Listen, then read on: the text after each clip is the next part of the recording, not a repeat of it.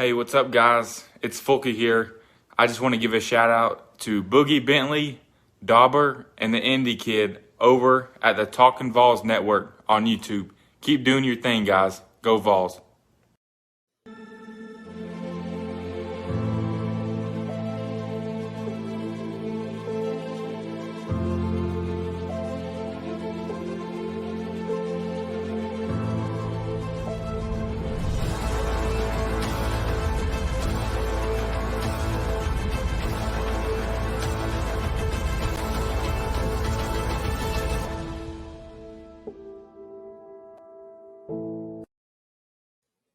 Welcome to the Talkin VAWLS Network. My name is Boogie Bentley. Today, we're going to take a little bit of time and talk about some recruiting.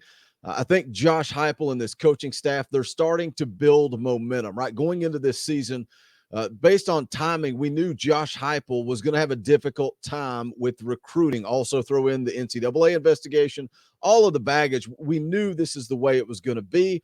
But I think some of these recruits, some of these kids are starting to see the excitement. They're starting to see what this offense is all about. But on the flip side of that, they're seeing what Tim Banks and this defense can do. But the reality is they're creating momentum in the class of 23, the class of 24. When you take a look at who is committed from the class of 22, especially on the offensive line, because that's what we're going to talk about today. You do have three commits on the offensive line. Obviously, there, Addison Nichols leading the way, 4-star out of Georgia. But how can Josh Heupel and this staff take a shortcut in this rebuild? That is the transfer portal. It's changing the game of college football. So we're going to take a look at a kid that's in the portal. That Tennessee, will they go down this road? I don't know. We'll take a look at it and see. But obviously, this weekend, huge test for Josh Heupel and this coaching staff taking on Ole Miss. We talked about it last night on the live stream. It feels like almost like a turning point for Vol football. Can Josh Heupel turn the corner, get a big-time win on the national stage, night game, Checker Neyland against Lane Kiffin? Big, huge opportunity there. As always, before we get rolling here, guys, do me a favor. Go ahead and smash that thumbs up just below the video. Helps the channel. Also, if you are new to the Talkin VAWLS Network, make sure you go ahead and subscribe. Click that bell for notifications. You won't miss out when we go live, when we drop new content. We did the live show last night. Good show. Had a lot of fun talking about the Ole Miss game with you guys. If you missed it, go back and check it out. We will be live on Saturday. Tailgate show about an hour before kickoff. You, the listeners, are invited to come on air with us and hang out.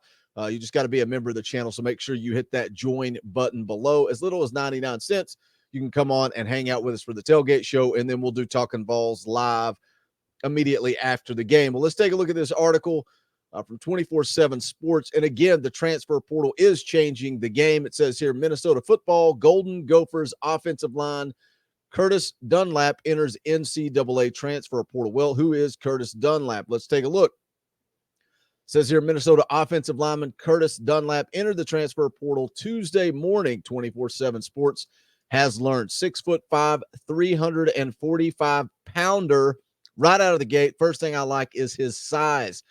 And in doing a little bit of research here, not only does he have size, he has quickness, athleticism, and also has a high football IQ based on the research that I've done. But it says 6'5", 345-pounder was a fourth-year junior for the Golden Gophers 2021 college season. It says Dunlap missed the 2020 season with an injury, but was otherwise Minnesota's starting 12 games of the 2019 campaign at right guard as a sophomore. Started September 2nd against Ohio State, September 11th against Miami, Ohio, and September 18th at Colorado before competing September 25th against Bowling Green and seeing significant action October 2nd at Purdue. Again, what's one of the big questions, guys, we always ask when we see these kids enter the transfer portal is why? And we'll go on to read more here, and then we'll kind of get into it. It says, as a freshman during the 2018 season, Dunlap redshirted after playing 4 games and starting 1. He signed in December 2017 with Minnesota and enrolled in 2018 after flipping his commitment from Florida. And that's something, again, when we ask the why, you look at his timeline here. He says he announced his Gators commitment June 18th, 2017. Then he decommitted December 5th, 2017, visited Minnesota, and then committed during that trip. And that's the thing, when you go and you look at his timeline, you see the commitment, you see the decommitment. He entered the transfer portal also back in September 2020. The rumor and speculation at that time was that he wanted to be closer to home.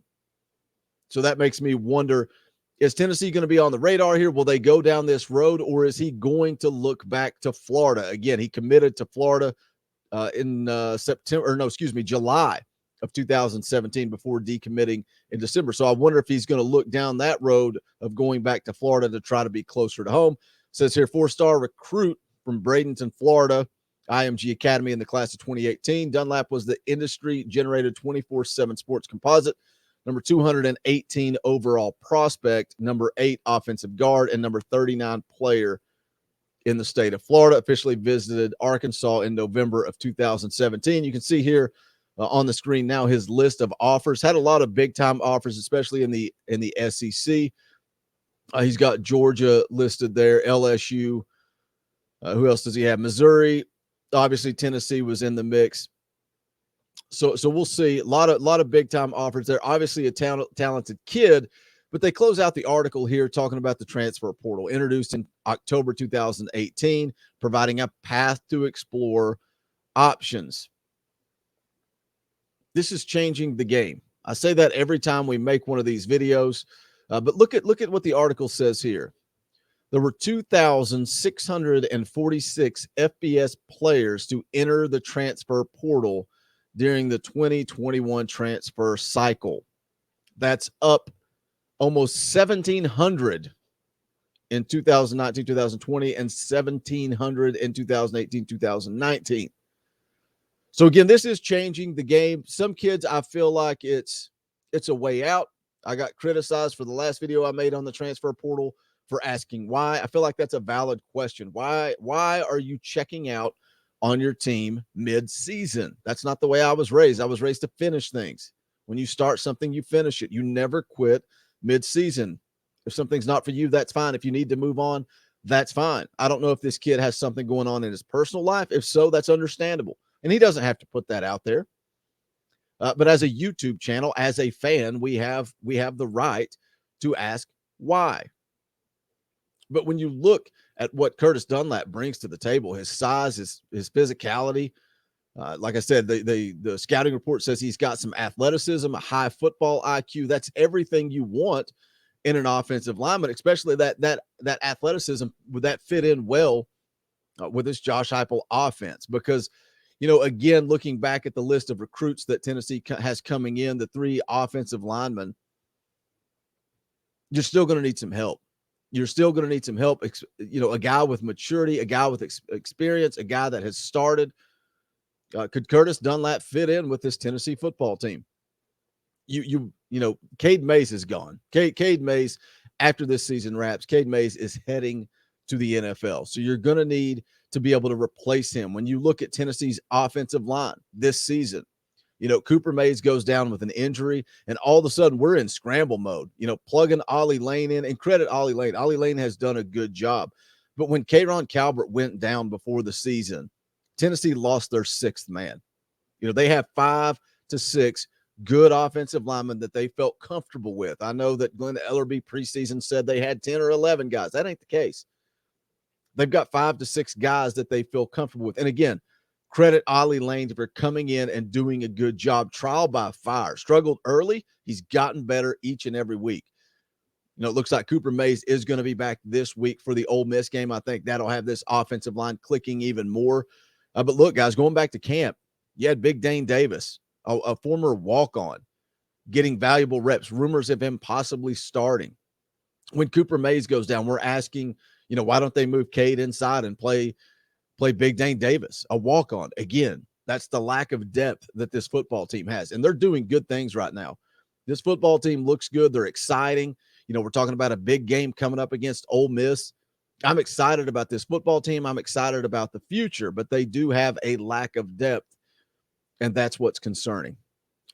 But leave me a comment, guys. Let me know what you think. Do you think Tennessee will go down this road? Do you think it would be worth it? Do you think it's fair to ask why?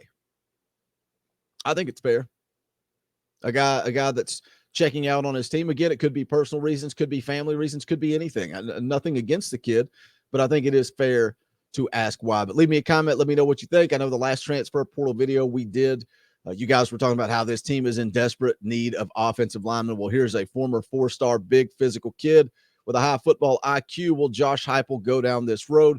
If you have not done so yet, please smash that thumbs up on the way out the door. Also, you can check out the official merchandise of the Talkin' VAWLS Network. Just go to bonfire.com/store/Talkin' VAWLS. Any and all support is greatly appreciated. But again, that's going to wrap it up for this one. Got more content coming your way this week, guys. Again, don't forget to tune in for the tailgate show Saturday about an hour before kickoff, and then live immediately following the game. But this is the Talkin' VAWLS Network. My name is Boogie Bentley.